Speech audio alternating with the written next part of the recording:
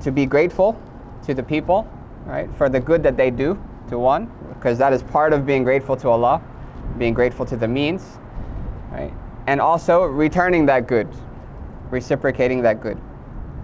Or someone treats you nicely, right, to treat them nicely. Someone goes above and beyond what are your rights to them, then to reciprocate that, right?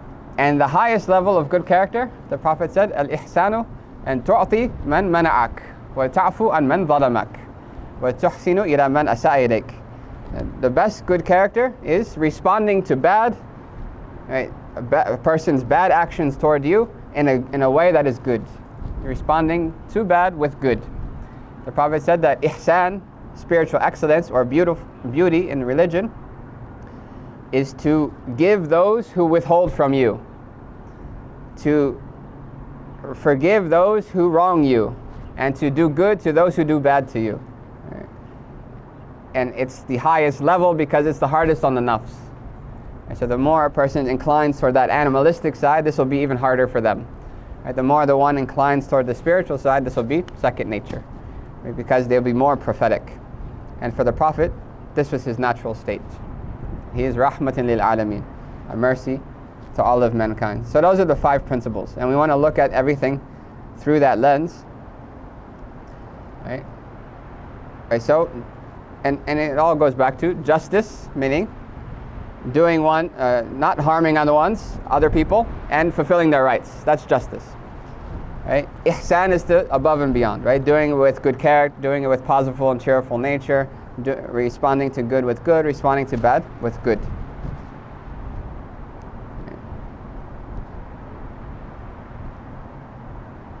Right, so this good character is part of faith, right?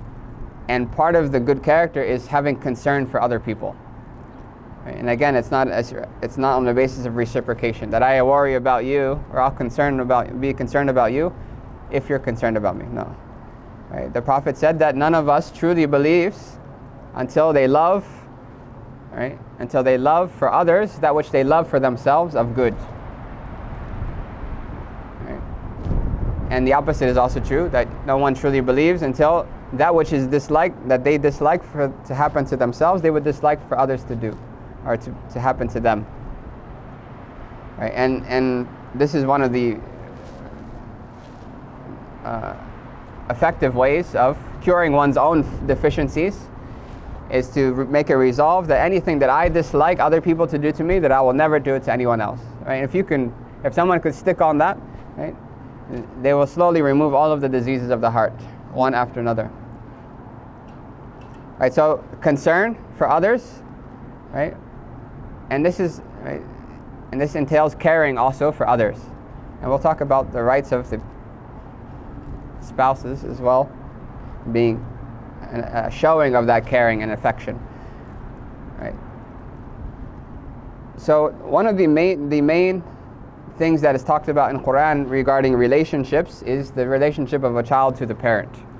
Right? Allah says in the Quran, right, وَقَضَى رَبُّكَ أَلَّا تَعْبُدُوا إِلَّا إِيَّهِ, and your Lord has decreed that you should not worship anyone except Him. Right? وَبِالْوَالِدَيْنِ إِحْسَانًا, and to be excellent to your parents. Right? And the scholars, they've mentioned that Allah combined divine oneness, which is the absolute core of our faith, right, with the righteousness of the parents in the same sentence, in the same command. Right? Another verse which explains certain practical implications to that, he says that if one of your parents or both of them reaches old age, right, while in your presence, meaning with you, do not speak harshly to them. Right? The word is وَلَا تَقُلْ oof. Don't say oof. And oof in Arabic is kind of like in English. Right? If I did that to my mother, I would not have lasted very long. She was a tough woman, Spanish woman, mashallah. Right? Do not speak harshly to them, nor scold them. وَلَا تَنْهَرْهُمَا. Right? But speak to them respectfully, words of respect. So there's key terms in here. Right? And then he says, Allah subhanahu wa ta'ala says, and lower to them the wing of humility out of mercy. Right? جَنَاحَ الذُّلِّ مِنَ الرَّحْمَةِ. The wing of humility. Right? So being humble to the parents out of mercy for them. And say, my Lord, have mercy upon them as they raised me up when I was little. رَبِّ ارْحَمْهُمَا كَمَا رَبَّيَانِي صَغِيرًا. Right, so there's a lot of things in there, a lot of subtle indications in that verse. Right, one, that's excellence to parents. Right, and when we're talking about the rights of parents, it's not just merely obedience. Right? That's part of it, and we'll talk about the implications, because micromanaging your child, right, doesn't necessarily fall under the rights of the parent. Right? That son, you have to drink coffee only. You can never drink tea. Right? Does the son have to obey that? Right? We'll talk about that. No. Right? But rather, Allah doesn't say just obey them. Right? He says to treat them with excellence. And then He explains and He gives qualities that are manifestations of that excellence. So one is respect. Right? And respect is an overall right of the parents, no matter what. Even if you're denying, even if you're not obeying what they say. Because in another place, multiple places in the Quran, Allah says that if your parents order you to disbelieve in Allah, right?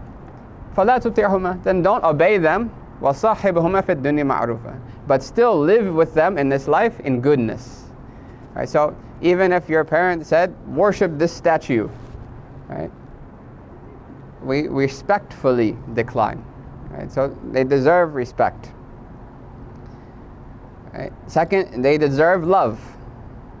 Right? And mercy. Love and mercy. But that love and mercy applies to how we speak to them, right? Our actions, and how we respond to them. Right? Because the example Allah gave is if they get to old age.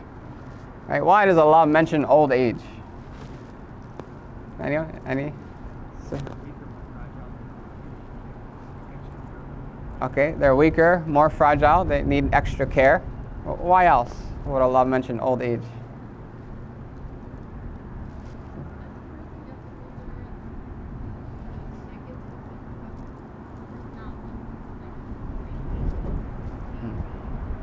Good.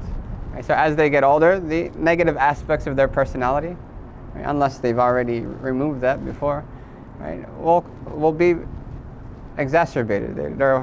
They get cranky, right? Imagine living 80 years, right? And you know for a fact that you have more knowledge and more wisdom than any of these children who are just, right, who are young, right? You'd be stuck in your ways too, right? You'd be reluctant to take advice as well, right? But it's possible. People become cranky at old age, right? So that's the most testing time, right? When there's that, right, that it just irks you, that you have to do it this way, right? So in that situation, how do we respond, right? Either we can respond by being arrogant and saying, you don't know what you're thinking, you're an old person, right? Or we can be respectful, right? Even if we don't agree, right? We're respectful. Right? So, right, but also this excellence, Allah mentions that to say that my Lord have mercy upon them as they raised me up when I was little, right? So there's a reason also that there's a certain level of gratitude that the parents are due, right? Just for the mere fact that you're the reason, they're the means, obviously, but your existence depended on them. That if right, that they're the means of bringing you into this world. Right? Even though Allah is the one who brought you in, but Allah used them as the means, and the means deserves gratitude. The Prophet said that whoever is not grateful to the people is not grateful to Allah. Right? So that's why our gratitude for the Prophet, right, because he's the means by which we know Allah, should be the highest. Right? Our gratitude to our teachers, right, who taught us how to worship Allah and how to be obedient to Allah, right, or taught us about Allah, right, because of them being a means of us knowing Allah. Right? How much more should we be grateful of Allah? So no matter how bad one's parents are, they still deserve a level of gratitude and respect, right? Even if they're bad parents. And generally, a parent's bad methods does not indicate to their bad intentions, generally, right? Because parents raise their children in a way that they know or they feel is best, right? But what's their goal, right? They want the best for the child. The way they go about that may be wrong, it may be right, it may be contextual, it may be cultural, right? But there's still a level of respect due to the fact that they did that seeking good for the child,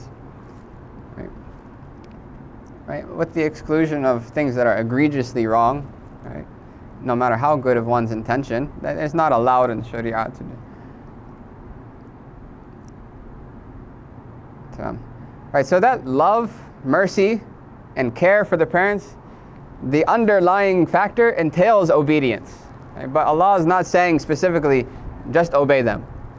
Right? Allah is saying to be excellent, which entails respect, love, gratitude, care, mercy, right? And the results of those qualities is obedience. Right? But obedience to parents is not unconditional. Okay? And sometimes parents can think that you have to do whatever I say, right? Because when obedience is discussed in relationships, it is only to the extent of that person's rights, right? So a child must be obedient to the parents in that which is the parents' right for them, right, to demand from the child, right? And the same thing applies, right, the other way around, right? That the child has rights as well. And that'll come, right? So, and we're going to spend majority of the lesson clarifying this, because this is a big issue, and a lot of the questions that come are on this basis, that my parents told me to do this, right? My parents want me to move back home, even though I have a family here and my kids are going to school and my husband works here. My mother is commanding me to come back home. Right? So the command of the parents, right?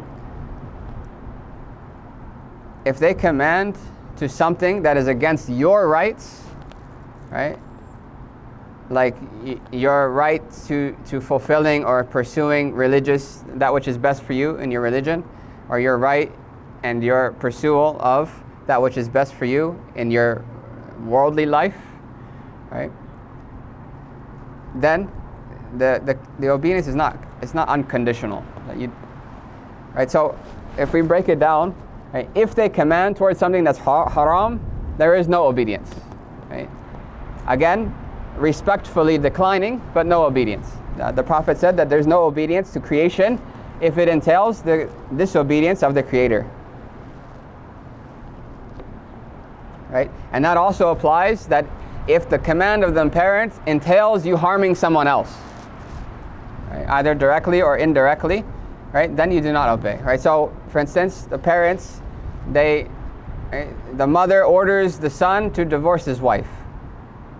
Right? Mother and daughter-in-law don't get along. Right? The infamous, right, mother-in-law, they say al-aqarib aqarib. Right? The in-laws are like scorpions. It's an Arabic phrase. Right? Not always true, right? But say it happens, right? And it happens. Right? The mother-in-law doesn't like the daughter-in-law, right? Father agreed, the marriage happened, but the mother was never happy, right? So the mother-in-law, right? Father passes away, right? Mother-in-law says, divorce your wife and come live home with me, right? So divorcing the wife would entail harm on her, right? It would entail harm, right, undue harm on her, right? Especially if it has nothing to do with anything that she did, right? Then we don't obey that, right? That is not a command that is obeyed. if the parents command something that is not haram, but it entails leaving the sunnah of the Prophet, right? For instance, right, then the ruling on this would depend on what kind of sunnah it is. Because there's certain sunnahs that are intrinsic to the religion, and that they're religious guidance, like praying the 2 rakats before Fajr, right? Making a ghusl before Jumu'ah, right? The intrinsic sunnahs. They are religious in and of themselves, right? Acts of worship, this or that, right? Then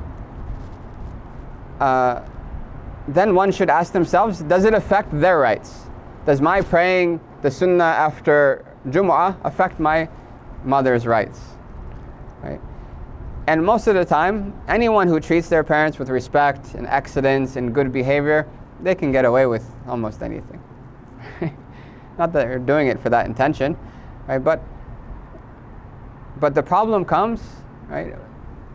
The problem is not in praying the extra prayer, usually. The problem is that you pray the extra prayer, you read Surah Baqarah in it, right? You make it extra long, right? Sunnah, right? And then after that, you have to read your juz of Quran, and then after that, right? And then it becomes more than just that. If someone just prayed 4 rakats, no one would usually have an issue, right? Right, so it's sunnah to pray the salah in the masjid, right, for the men. Right, so say the son goes to the masjid to pray, right, and the mother says, no, you can't go to the masjid anymore, right? You have to stay home and pray, right? It's an emphasized sunnah to go to the masjid, right? But usually it's not the case that it's just because they go to the masjid. Usually it's the case they go to the masjid and then they chit-chat with their friends for a half an hour, then they stop somewhere on the way home and they get some, right? They go out and get snacks with their friends, and then they come home late and tired on top of that. Right? Usually it's those secondary things that are the reason for so if one can minimize that, then they won't have generally there won't be any problems with them doing the emphasized sunnahs. Because the emphasized sunnahs they're very important in the religion. Right? But there are other sunnahs that have to do with custom and habits of the Prophet. They are praiseworthy to do, right? But they're not intrinsically religious, right? And they're not considered emphasized sunnahs, that if a person constantly left them, they would become, right, they would be blameworthy or sinful, right? Like for instance, eating with your hands, right? Your mother says, right, don't eat with your hands, right? We have family, we have guests, right? It's a wrong point of view, right? But you not eating with your hands is not sinful, right? You not eating with your hands is not going to harm your relationship with Allah, right? You eating with the spoon, right? So in that case, they would be given preference, right? But if the mother said that, right, oh my daughter, you cannot wear your hijab anymore, right? Then, sorry, right? Then there's no obedience to the creation if it entails the disobedience of the Creator. Right? But one should try to limit, right? If one is doing an emphasized sunnah or doing it, right, then they should keep it tactful and use discretion, right? That, okay, I'm going to go to the masjid, I'm going to come right back, right? I'm not going to waste extra time. Same thing with work. Usually a boss at work would not have a problem with you taking 2 minutes to pray salah, right? But it's that, right, reading the awrad and reading Surah Yasin afterwards, and right, you got your whole sajjada al-bukhur burning in the office, right? I would have a problem with that also if you're, right? Okay, you can go pray, and then half an hour later you come back with your face shining with light because of all the worship you did, right? That's a problem, right? That infringes on their rights, right? But you don't always have to say it, like, right? Like for instance, you want to go to a class, right? A class is your right to pursuing that which is best for you in your religion. You want to go to a class. You want to attend a gathering in the masjid, right? And you know that if you go a long time without being in gatherings of remembrance, that your faith starts to decrease and be weak. So it's your right to do so, right? But you don't have to publicize it. I'm going to this masjid, and right? I'll be back. Right? You can keep it discreet. You can, because parents sometimes are worried. I don't know. They're going to brainwash you. You're going to be a terrorist if you go to the wrong place, and you know that it's prophetic. It's not like that. But to be discreet is good. But if it has to do with worldly things, right, something that goes against your worldly rights, right, like your pursuit to, your right to pursue that which is best for you, and your basic worldly needs, like to have a job, right, or to get an education, or to live in a certain place, if it infringes on your rights, you don't have to obey. Right? Again, with respectful decline. Right, so if they're telling you not to do something, is due to a concern that's not reasonable, right? Like, for instance, I don't want you to work for, right, for the Canadian government, right? Father says, I don't want you to work for the Canadian government, right? Why? Because I have a friend and he's Native American, right? And I heard really bad things about how they're treated. So you can't, I prohibit you, oh my son, from working for the Canadian government, right? That is, it's not reasonable, right? Even though there may be some truth, we ask Allah to remove oppression wherever it may be, right? But it's not a reasonable concern that your working automatically necessitates that you are harming Native Americans. That's very far-fetched, right? Mother says, I prohibit you from using white rice. You have to eat brown rice, right? Why? Because without the fiber, you're going to gain weight and you're going to hurt yourself. The white has no fiber, right? It's not reasonable. Right? You don't have to change your eating style. Right? So if it's something that is not reasonable, then you don't have to obey. Right? Because the parents don't have the right to micromanage the child's life, especially if they don't live at home, right? Especially if they're older. Right? There's a difference between a 2-year-old and an 18-year-old or a 20-year-old. Right? The 2-year-old technically needs micromanaging. So, any questions on the rights of the parent first, before we go to the rights of the spouses?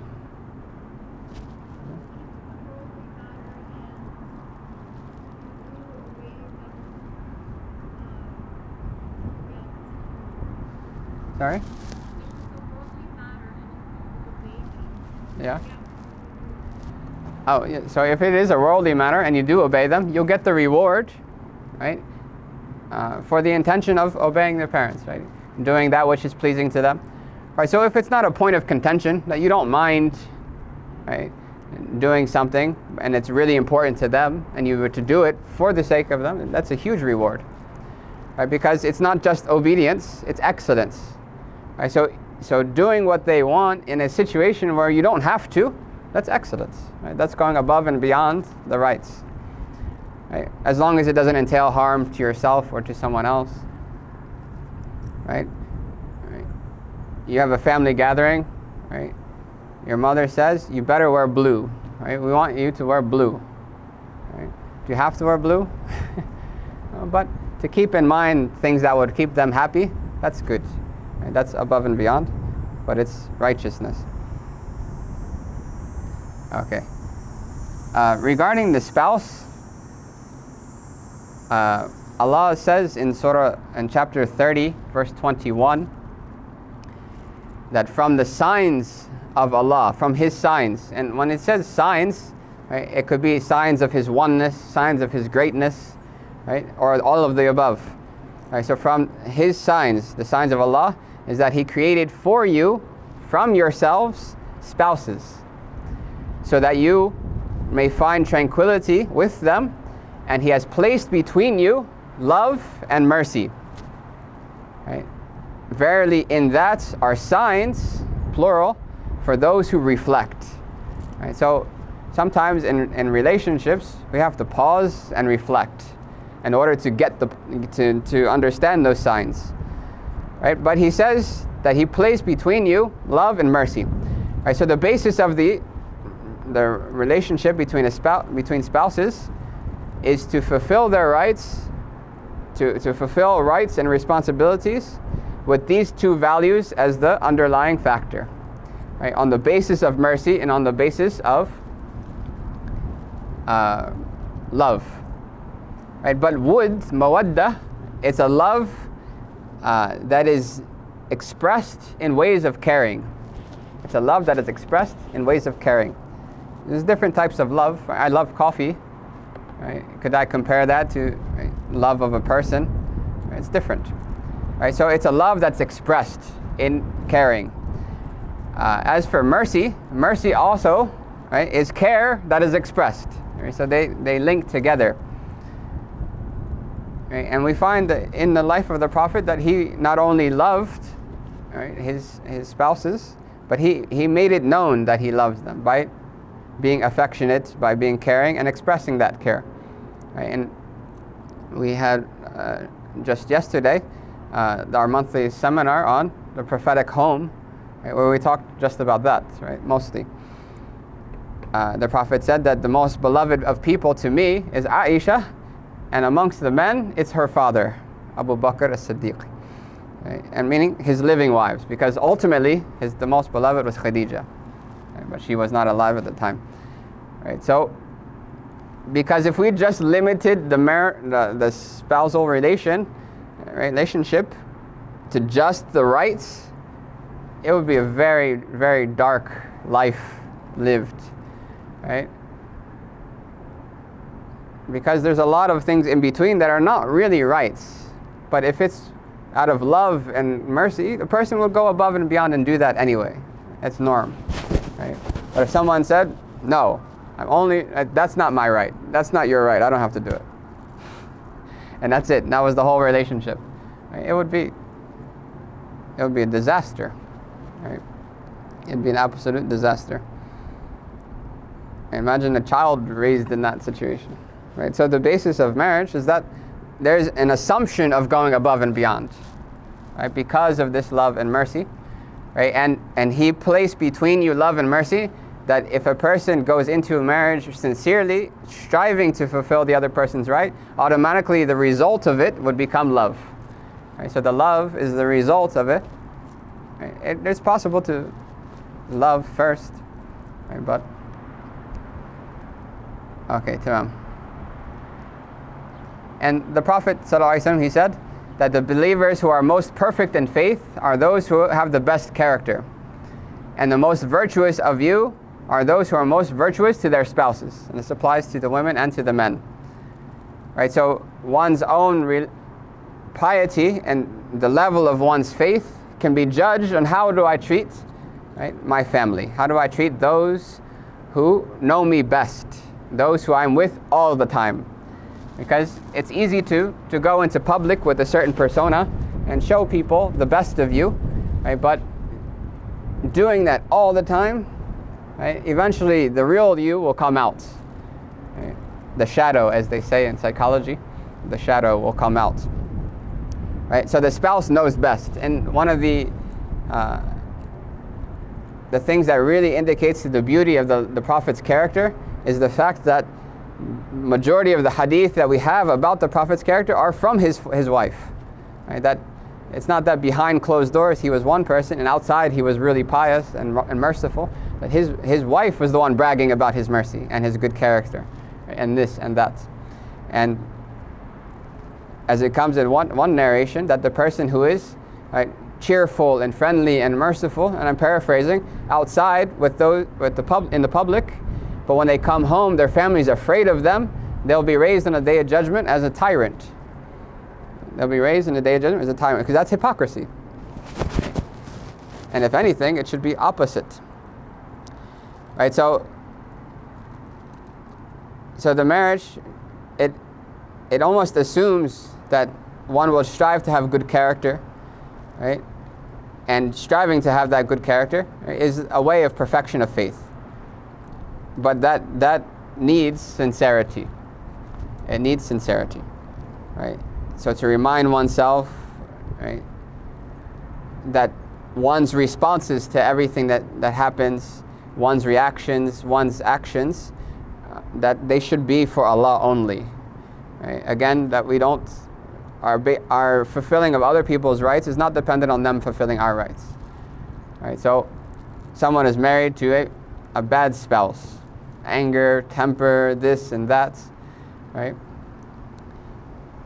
But they're in that marriage for Allah. They're reacting to that bad behavior for Allah, right? So which entails, right,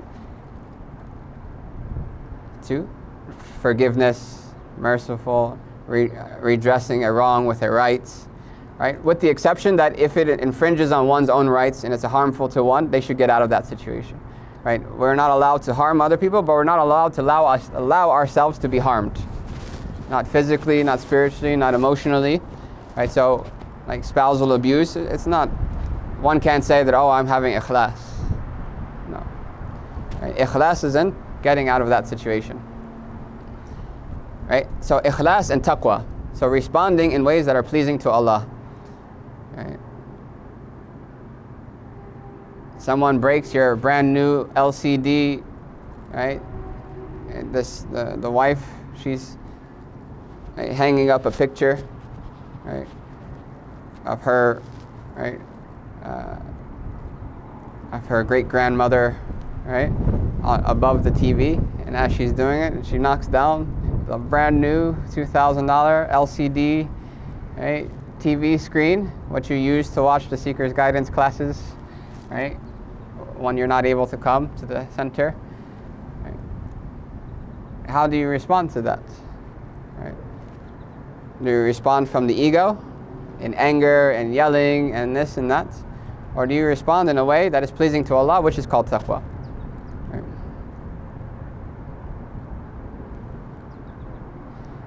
Right now, are there any questions before we, because I'm pretty sure a question will come up.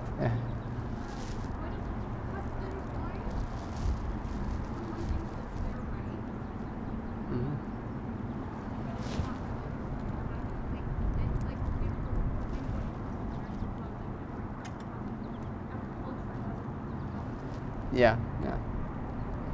Right, so culture and customs, they are only considered insofar as they don't go against the teachings of the deen. Right, so culture is accepted in Islam. Allah, the Prophet did not change people's customs and cultures, but he filtered it through the Sharia. Right, so if something is customarily done, doesn't mean it's a right. It doesn't mean that they have to do it that way. Generally, there's an encouragement to marry within each other's culture, right? Because of that, because there's a common ground there. But say it doesn't happen. Right? Some random American marries a Singaporean. Right? It could happen. Right? Cultures are different. Right? So, what are the rights? That's where adl comes in, and demanding from someone that which is not their rights is not adl. It's injustice, especially if it's done in a rebuking way. If there's a mutual agreement to something, that's different, right? If for instance, if the spouse agrees to do the cooking, right? If the wife agrees to do the cooking because the husband's working, or the husband does the cooking because the wife is working. Right? Or I'll cook today, you cook tomorrow. Right? If there's an agreement, then that's a good way to settle it. Right? But does the wife have to do the cooking? And does she have to clean? Does she have to do the chores of the house? No. Right? That is not a right over for the husband. Right? But these things should be talked out.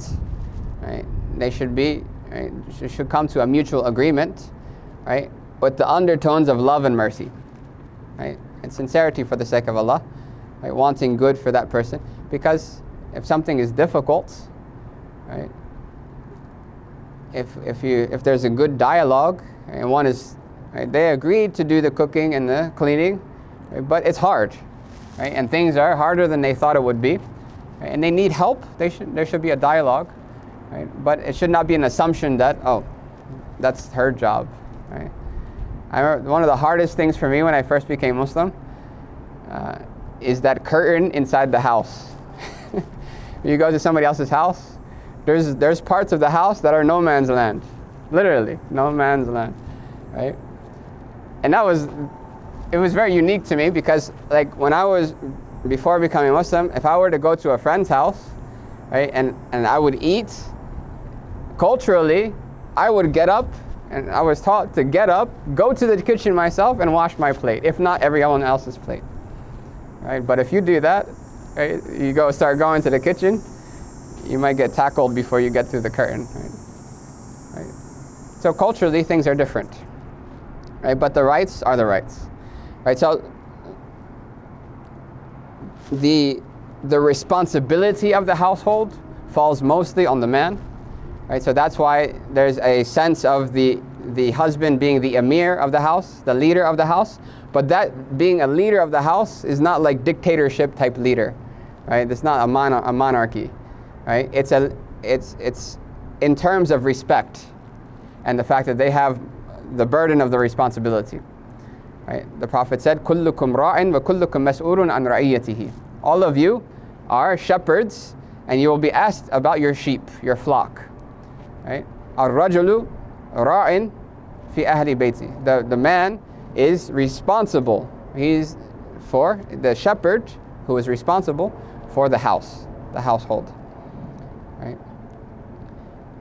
But it's not a leadership in the sense that what I say goes, and if you don't do it, then, right?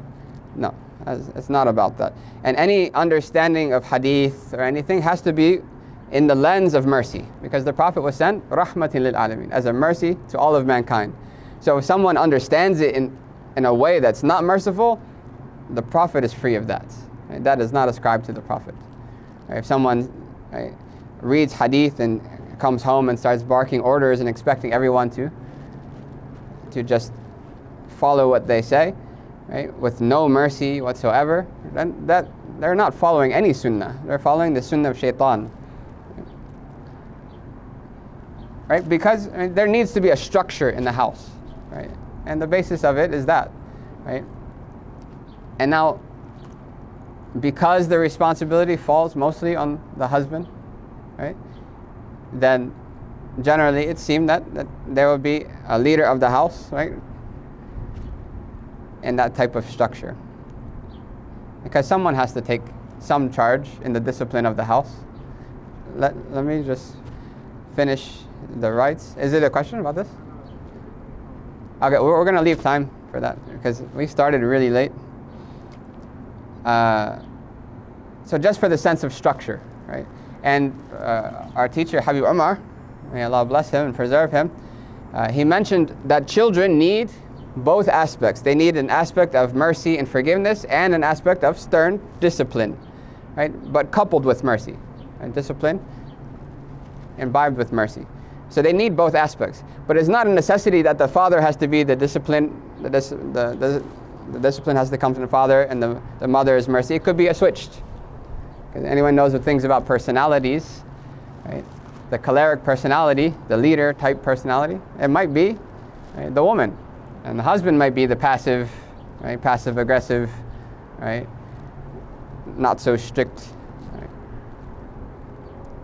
So, but the child needs both. It doesn't have to be father is the scary one, the good cop, bad cop, and the wife is the bad cop. It could be switched. Yeah. But we'll talk about raising children because it's not a punitive type thing. It's not an authoritarian type leadership of the child. Right, so the rights of the husband, right, I'm surprised no one asked about this. Are there any questions? Let's see. Let's put it to the test. Any questions?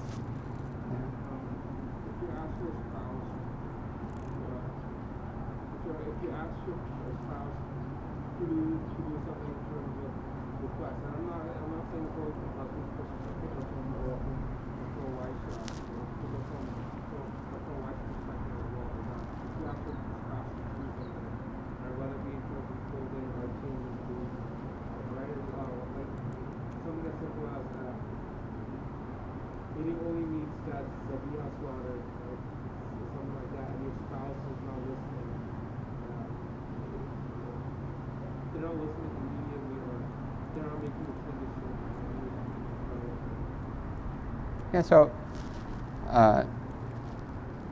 even though the husband and wife are together, but on the day of judgment they're alone, right? So if the husband wants one thing, right, and the wife has a different opinion, or the husband wants something that's, right, wants to remove some haram, right, or the other one doesn't, right, wants to keep doing it, right, or vice versa, right, which is usually the case, right, then they can request to the extent that, right, to call to the good and forbid the evil, right. They can, for instance, but in the end, they could eat separate meals. It's not necessity that if she doesn't want to eat certain type of meat, right, make your own food. Right? You can't. There's a difference between demanding rights and forcing yourself, right? Forcing rights, right? So, for instance, right, you say, I don't want, right? We should stop eating pork, right? And you're on it. There's a biha, right? Full, right? Organic, ethically slaughtered meat, and the second party is a bit more reluctant. I had a friend. He said that if I were to be religious, I would be Muslim, but I love pork. Right? Maybe they like that. Right? They're reluctant. You don't have to eat it. You don't have to eat it. So, la ilaha illallah. And so the rights related to sexual obedience, like sexual things, right? Physical rights, that both sides have that right, because one of the main factors of marriage is to protect one, to give one a halal way to fulfill a natural desire, right, and protect them from the haram. It's called tahassun, right? It's preserving one's chastity, right? And that's one of the intentions behind getting married, right? Is to have, right? And not only is it a halal alternative, but it's rewarded. The Prophet ﷺ, he said that you'll have reward. The Sahaba said, what? You'll have reward for that? And he said that, don't you realize that if they were to do it in a haram way, they would get sin? Then if they do it in a halal way, they get reward, right? So that is there, and that's one of the purposes of marriage, because the humans have that desire, and it's a real desire, right? Going back to survival and other things, right? So if that purpose is not being fulfilled in the marriage, right, then there's a problem, right? Because that's going to lead to fornication, that's going to lead to adultery, right? Actually, is the better word for it. That's going to lead to someone looking at that which is haram, or right, or doing haram things in private, and which destroy relationships. Right? So there needs to be an acknowledgement that is part of the relationship, right? So the hadith that are about one spouse asking the other spouse or requesting from the other spouse, right, and about, right, that applies to both sides. It applies to both sides. Right? So the wife has the right, right, for intimacy. The husband has the right for intimacy. The way that it's expressed in the hadith is according to the majority situation. Right? The majority times it's the request of the man to the woman, right? So, and in most circumstances, especially at that time, the man would be outside and exposed to more fitna more often than the women folk. As the Prophet said, that if you're outside and you see something, right, then go back to your family, because you'll find this similar there, but halal.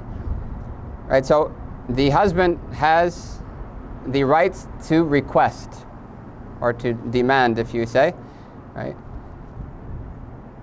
on top of that, right?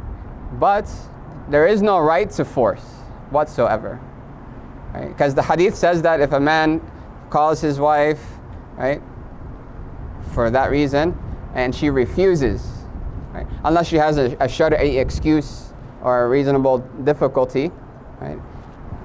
If there's menstruation, it's not allowed, right? If she's sick, right, then that would cause her difficulty. Then she doesn't have to ask. But if there's no excuse, and she just says no, right? I don't like you, right? You knocked over my favorite vase. He said no, right? And the hadith says that the angels will curse them until morning, right? What does curse mean? Distance from the mercy of Allah, right? But notice that the hadith doesn't say that the husband forced, right, or forced themselves. That's haram, absolutely haram. You're allowed to request your rights, but you're not allowed to force to take your rights forcefully, right? But the same applies to the husband. The same exact thing applies to the husband. The Prophet generally spoke in generals, right? That which is the majority situation, right? So the wife, she has, right, physical needs as well, right? And the husband refuses, thus causing the wife to end up doing something haram, right? Or anything haram that is related to that, right? Then the husband's just as much in sin. Just as much in sin.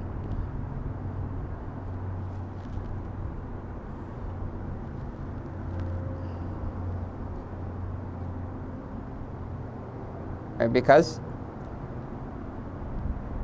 and the obligation is to the extent that it will prevent the other spouse from falling into haram, to that extent, right? And part of the haram is haram thoughts, looking at haram, right? Masturbation, stuff like that, all falls under the haram. So if the spouse continuously refuses to the extent that the other one falls into haram, then the sin is on both of them, technically. But there's a specific sin related to the one who refused, unless with clear reason. Tamam. Any other questions related to that, just to the spouses, before we continue?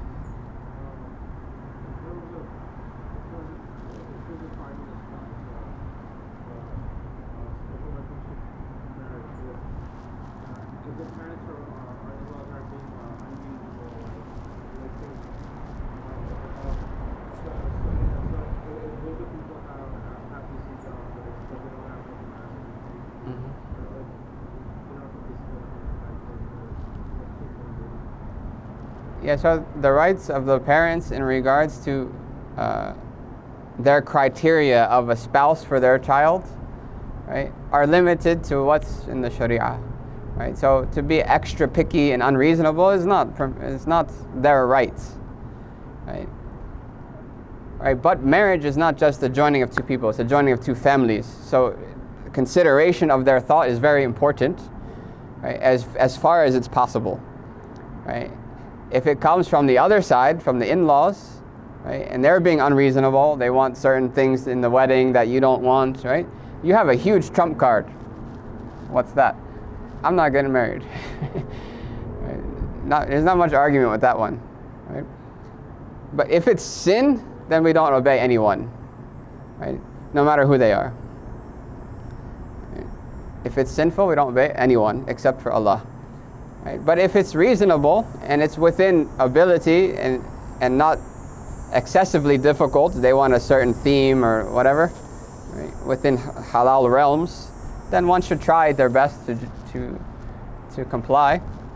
But if it's unreasonable, then still with respect and good character, right? And sometimes you have to pick and choose your battles.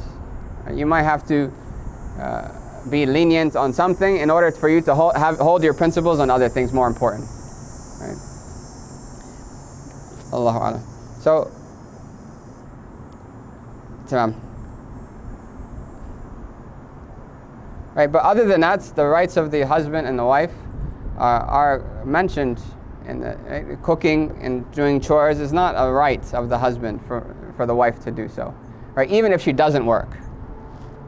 even if she doesn't work, right? There's an understanding that because of that mercy and love and the intentions behind and wanting good for the other person, that there will be a shared responsibility in the house, however it fares out.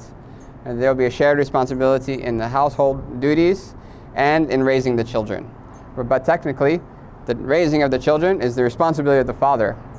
Right? For them to learn is the responsibility of the father. Right? So if someone just lived on basic rights, right? Wife gets sick, husband doesn't have to pay for her medicine. Right? Imagine that marriage. It would be a disaster. Right? Even the books they talk about, and the fiqh doesn't talk about ideals, it talks about worst case scenarios and realities. Right? He says that, right? Does the husband have to pay for the water for the wife to make ghusl? Right? That's just a disaster if it gets to that point. Right? So the underlying tone of mercy and wanting best what's for the family and selflessness would entail that there's a shared responsibility, however that plays out. Right? And there are people, the wife works, husband, chef, and right, stay-at-home dad.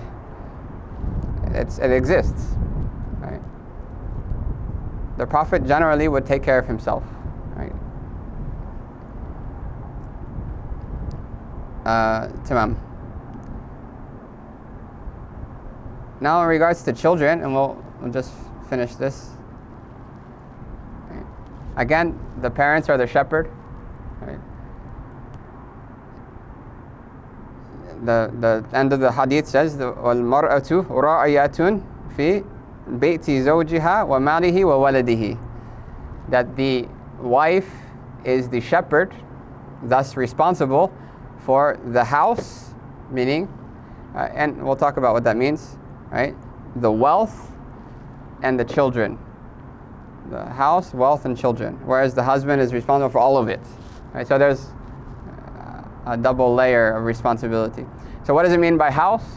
Meaning, it's the right of the husband that the wife does not allow in the house anyone who he dislikes and does not approve of, either actually or effectively. So, right, either he says, don't let so-and-so come in this house, right? Then it would be disobedience for the wife to allow them in that house, especially if it's another man.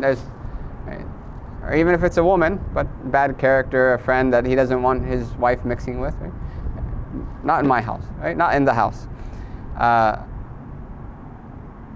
So there's the house itself, right? The wealth of the husband, because, right, for the wife to just take the money and spend it on however, right? Then there needs an actual or effective permission, right? Because her money is her money, and his money is his money. His responsibility is to pay. Right? She doesn't have to use any of her money for any of her, right? For her own house or for her own children, and for the children, just in general, raising of the child, right? It's a shared responsibility. Tamam. But again, there's right, this shepherding. Any of you guys ever dealt with sheep? No? Never? Goats? Nothing? Any animals? Cattle? I dealt With goats? Yeah. when I was a kid, it's pretty hard. Yeah, it's quite difficult, right? And they just go wherever they want, and you want them to go somewhere, right? Right. So it's a responsibility, because if you just let them wander, then the wolves are there. There's wolves all over, right? Two, it requires purpose, right? That you know that this is a role that Allah has put you in, and to purposefully engage that role in a way that's pleasing to Allah, right? To be active in the parenting, right? The third is patience. Kids are going to be kids, and kids are going to do the most annoying things possible, right? In the most annoying ways at the wrong times, right? Patience, right? And four is mercy. And the Prophet, he said that they are not amongst us who doesn't show mercy to the young, right? But it breaks down to the rights of the child, which has to do with the duties of the parents is tarbiyah, ta'deeb, and ta'aleem. Tarbiyah means to raise them right? And the word rabba yurabbi, which is actually the same root as the word rabb, right? The Lord, is to take something from where it is at the moment and to gradually take it step by step toward its ultimate good, toward that which is ultimately good for them, right? So we call it raising, right? Raising the child, right? Part of that is educating the child, right? Because they can't achieve that which is best for them unless they know what is best for them, unless they're instilled with principles of right, this is good, this is bad, this is right, this is wrong, this is good character, this is bad character, right? On a basic level, as a child grows up. The second is discipline, but discipline does not mean rebuking and yelling at them when they're wrong. That's not what discipline means in Arabic. Discipline means to instill adab. Addaba yu'adibu, ta'dib means to instill adab. And adab is to instill in them a concern and the capacity to exhibit the right action and the right response in every circumstance. Right? So that's discipline. Right? That an elder person who comes in the room, right? They should have concern and the capacity to prefer them and giving them the better seat, right? Serving them first, honoring them, speaking to them in ways that are respectful, right? They should know to do that in every situation, according to what the situation requires, right? It might need discipline, like the way that we understand it, right? They might be a teaching involved or preventing them from something that they like in order for them to learn to do something that they must do, right? It might be in addressing the wrong, but that has to be with the undertone of mercy, right? And in general, a child should not be scolded, right, out of anger, right? That it should be a teaching, right? If you're upset, don't do it at the moment. Don't address that problem at the moment. Leave the room, separate yourself, calm yourself down, make your intentions, sit the child down and say that you know what you did, right? Do you know why what you did is wrong? Right? And to try to get them to understand why it was wrong. So because they'll be able to apply that to other things as well. Many children, they get yelled at, they don't even know what they did wrong. No clue. Right? There's no benefit to that yelling. It's just from the ego, right? And venting at the expense of the child. Right? The Prophet, once Sayyidina Hassan, he picked up a date from charity that was given, and the prophetic family, that charity is prohibited for them. They don't eat from charity. So the Prophet, he said, meh. Right? He said, Hassan, don't do that. And he put his hand in and he pulled the date out. So there's a sternness, but it was not with anger and hatred. And right? He taught him that we are the prophetic family and we do not eat from people's charity. Right? And the third is teaching. It's the right of the child to be taught. Right? This applies to general knowledge that they can fulfill, they can fulfill their basic needs in the world and in religion. Right? So for them to learn their religion is an obligation on the parent. Whether the parent does it themselves or they get someone else to do it, right? That doesn't matter.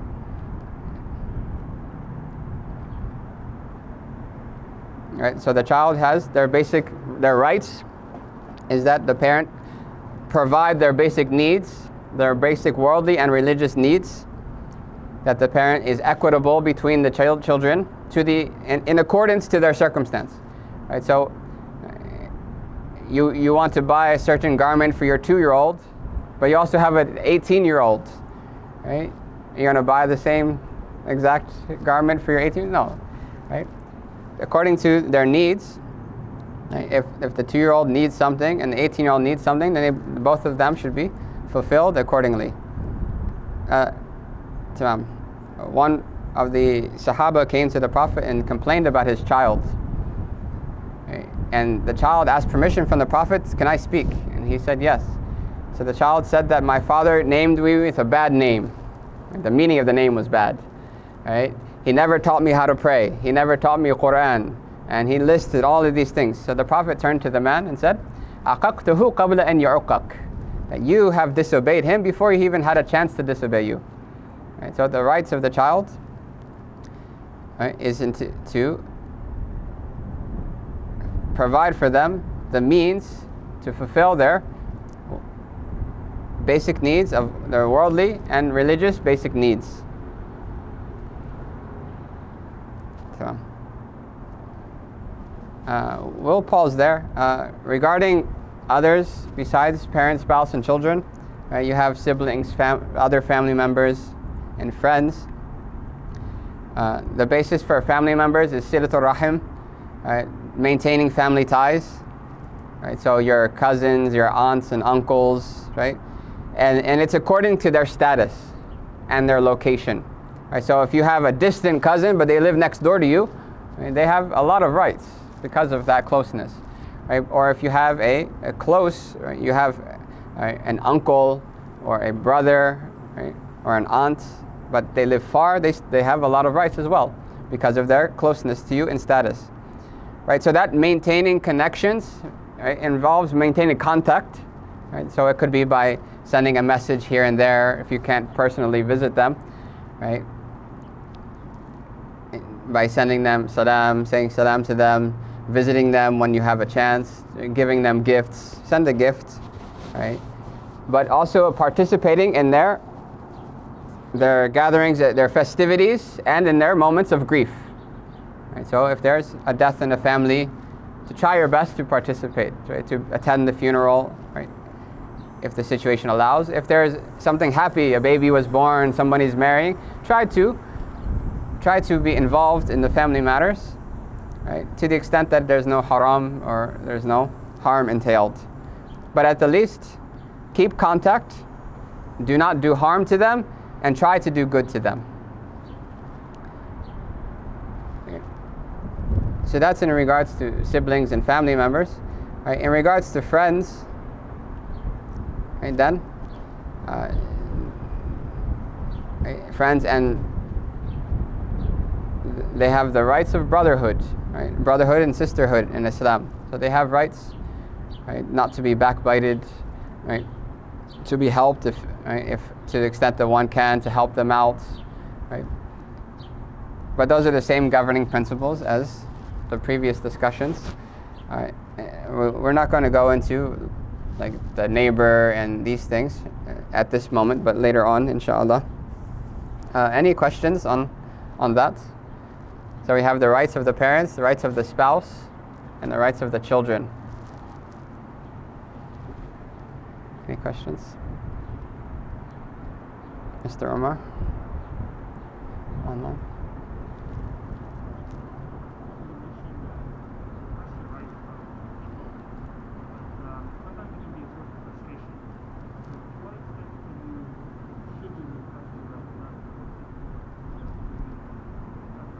I didn't catch the last part. Sorry, the wind and the mask. Yeah. So how do you request your rights in a way that is not sinful, but with etiquette? Generally, good character, right, is the way to do everything. And if one lives a life of good character, then generally people would automatically fulfill their rights. Right? So there's a prevention. Right? But if someone is just mean and difficult to be with, right, and then on top of that they're requesting whatever they're requesting, right, then there's going to be a reluctance automatically. Right? So to solve it, right, by being merciful, right, having good character in all of one's dealings, generally people will reciprocate without any second guess, without any reluctancy. Like if a husband, right, goes above and beyond to be caring and affectionate and nice and respectful to the wife, automatically it'll be reciprocated. Right? One man, he became amongst the most pious people in the whole entire city, and they asked him, "What's your secret?" And he said that my wife has an anger problem. Right? So he learned patience. He learned patience. Right? But the same could be said the other way around as well.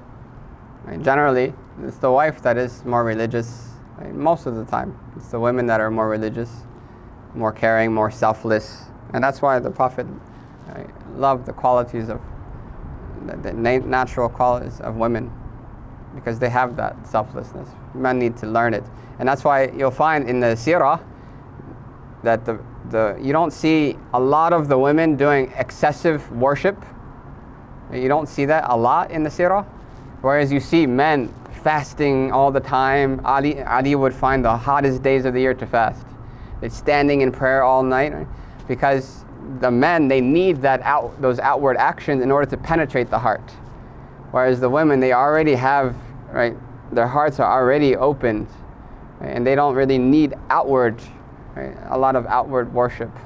Even though you have like Rabi'at al-Adawiyya doing outward worship, right, you have some of the wives of the Prophet sitting and making dhikr all the way until mid-morning, right? But just them being selfless and caring and right, in that household relationship, right, is one of the greatest ways to worship Allah. And the Prophet said that any woman who prays her 5 prayers, right, fasts Ramadan and obeys her husband in those things which are, right, the husband's right, she can enter any of the 8 doors of Jannah she wishes. Guaranteed paradise. Again, but that promise is not there for the husband, right? Just pray your 5 days, right? There's a lot on top of that, because men need more, right, spiritually. It's a general, it's not absolute. So any last questions?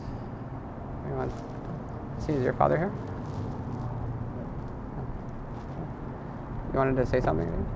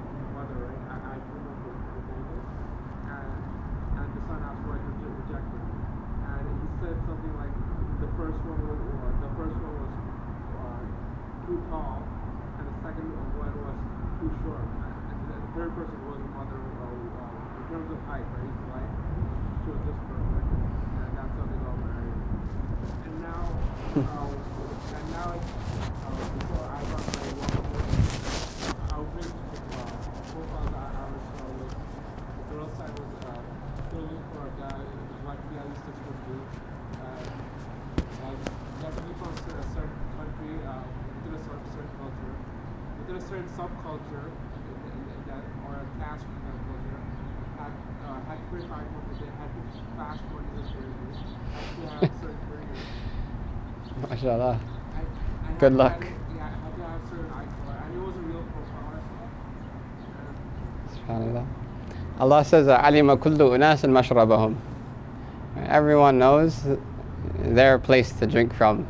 The mashrab is their way. Everyone knows what they want. But being picky is not. The Prophet gave criteria for a wife, right? A husband looking for a wife, and he gave 4, but he encouraged 1, right? And he gave 2, right, for the wife looking for a husband. So for the wife, he said that women generally are married for one of 4 reasons, right? For their beauty, for their lineage, for their wealth, right, and for their religiousness, right, their religion. And he says that stick to the religion part and you'll be successful. And that was for the husband looking for a wife. But for the wife looking for a husband, there's only 2 conditions. Man ja'akum ma ja'akum yurdikum dinahu wa khuluquhu fazawwijuhu.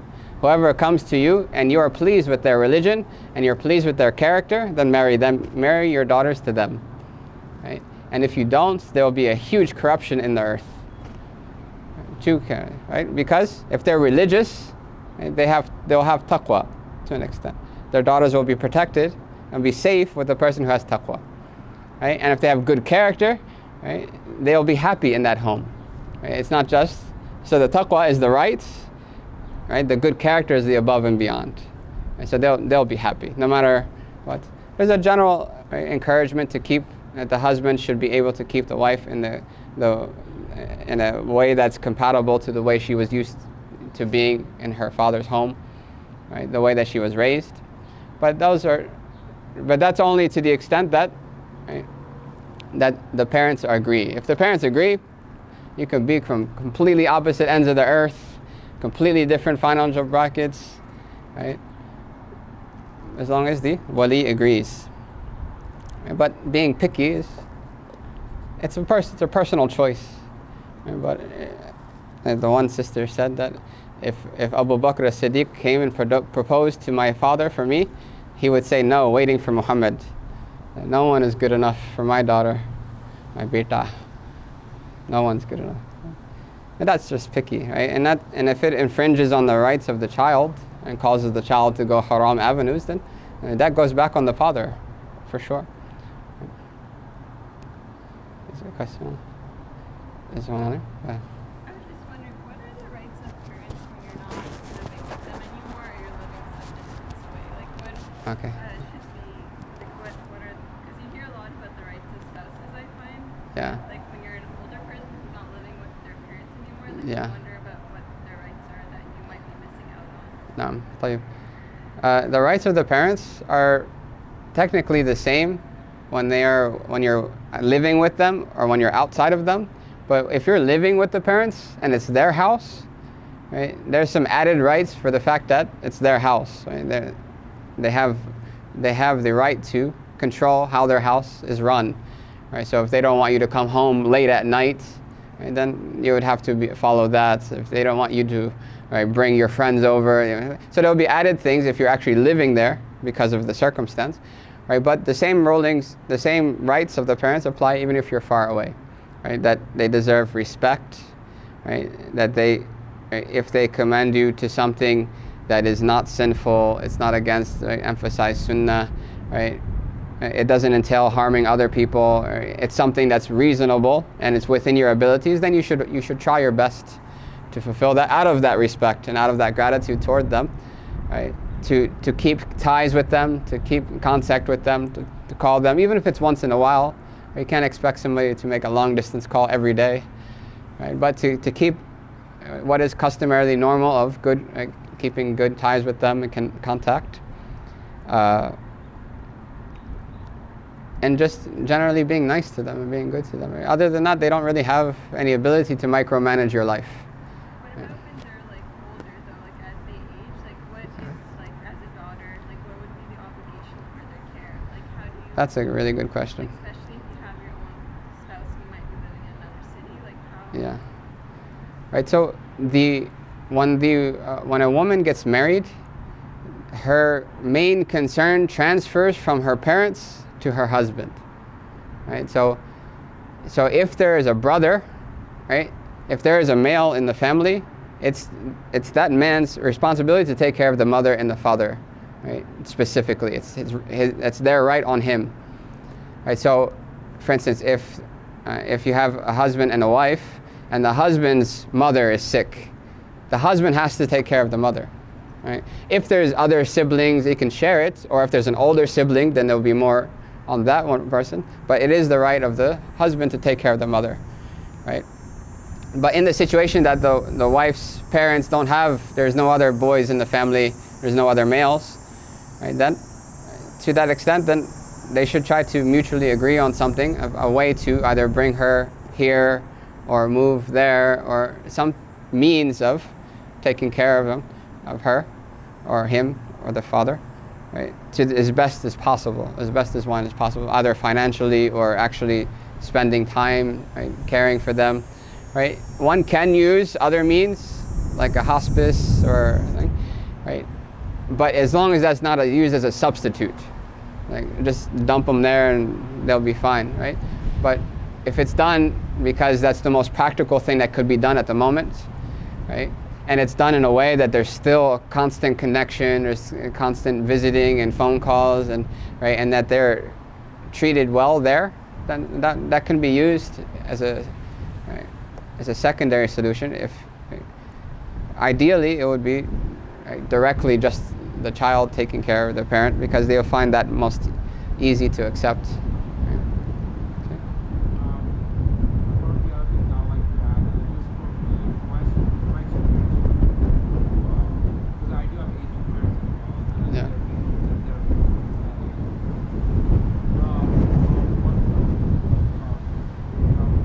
when my parents were living close by, so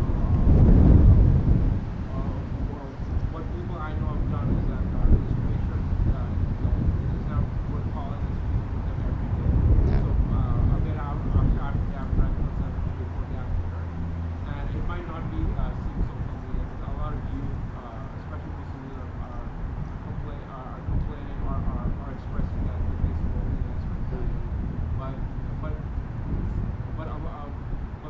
there's not a lot of mention of Muslim parents facing loneliness and anxiety as well. Yeah. And it's around this age, that's what they fear is a fear of being neglected. And these things are realities. Things are realities. Right, but if we're talking about like rights, like we're not talking about ideals. Ideally, right, the husband should be just as supportive of the wife taking care of her parents, right, as he would expect her to be in helping him take care of his, right? But we can't judge things on that basis. Right? We can't hold everyone to the ideal, right? But the limit is adl and then ihsan. That the minimum is to fulfill rights. So is it a right on the mother for the daughter who has other responsibilities, has a husband, has children, right, to drop everything and come and take care of her? Right? That would be problematic to say, right? But if there is a situation that there is no male in the family to take care of her, or no one else there, no one who is older, or right, generally it will be a shared responsibility between all of the siblings. Right? Those who are older and more capable have a stronger responsibility. Right? But any relationship based on mawadda and rahmah, there would be concern for everyone involved. It's selfless, right? And that's the ideal, right? But specifically the husband, right, even though they're married, they still have to take care of the parents. Right? So there's right? But obviously if there's multiple brothers and there's, to the extent that's possible, or one is more financially well off than the other one, right, or one has the means, and then accordingly.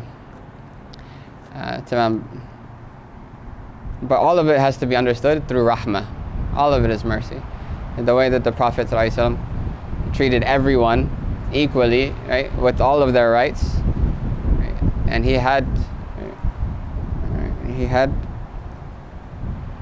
a lot of people that he was responsible for, right? Not even just religiously, but he had his children, his wives, he had grandchildren, right? His elders, friends. So, and if we treat people with rahmah, it's usually reciprocated, right? And if not, then we have the Ar-Rahman waiting, right, to reward us for that. We ask Allah subhanahu wa ta'ala to give us good character and to allow us to. Is there a question? Oh, okay, last one, and then I don't want to take your father's time. Are we allowed to tell our parents very politely to take care of their money, or let them do whatever they want to do? Are we allowed to tell our parents, even though politely, to take care of their money, or should we allow them to do what they do? Right. That's a good question. Right. So this is like the opposite. Do you have control on your parents? Right? Technically, no. Right? It's their money. You can't tell anybody to do anything with their own money. Right? Like the husband can't say, you pay the cable bill this month to the wife. No. It's her money. Right? She could be absolutely, like, we use slang terms, ballin'. She's chilling, right? Financially set. She doesn't have to pay, right? Some of the dishes broke. Husband, where's the? We need new dishes. Right? She doesn't have to pay for anything, right? Unless it's her own personal. She wants something for herself, right? But he doesn't have a right to tell her to do with her money. Same thing, the child doesn't have a right to tell the parents to do